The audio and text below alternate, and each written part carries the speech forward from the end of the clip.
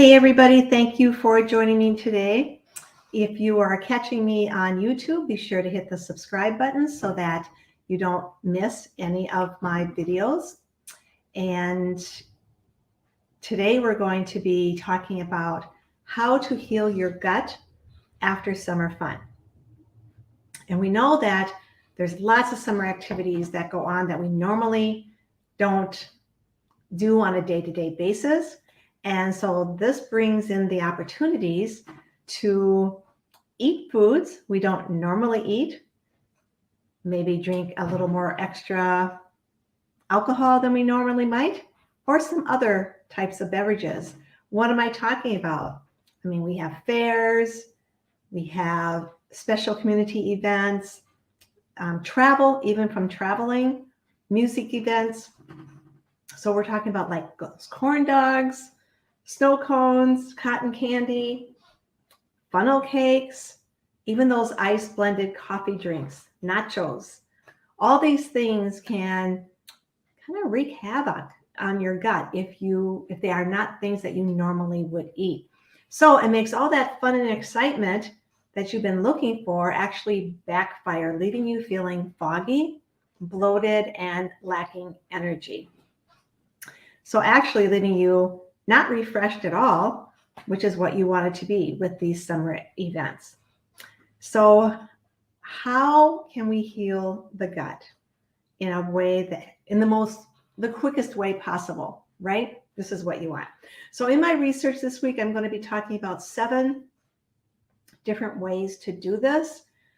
I won't list them all here. You'll have to grab them in my research this week. But one of a biggie is to eliminate or greatly reduce the sugar, the fried and processed foods, the alcohol, and the carbs that you are intaking now in the next couple of months. Why? Because that's probably what you ate at these events, maybe more than what you're used to eating. And so those kinds of foods create cravings for more of those foods.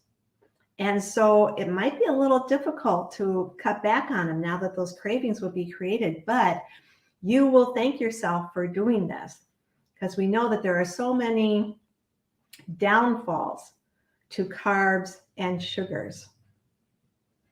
Another thing to note is avoid gluten. And there is research included in here that indicates that gluten, no matter if you are a celiac or anything, it does create increased permeability in your gut. And what does that do? That increases inflammation. And what does inflammation do? It increases not feeling good, generally just not feeling good. There is a recipe for a nightly healing beverage that helps to heal the gut. And there are 5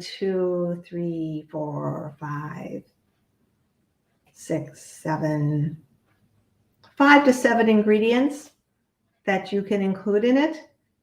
And it's going to be very comforting and very healing to your gut.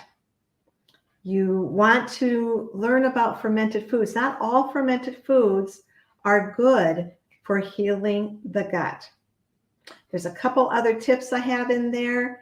And so the important thing to remember is that this list may be overwhelming to you.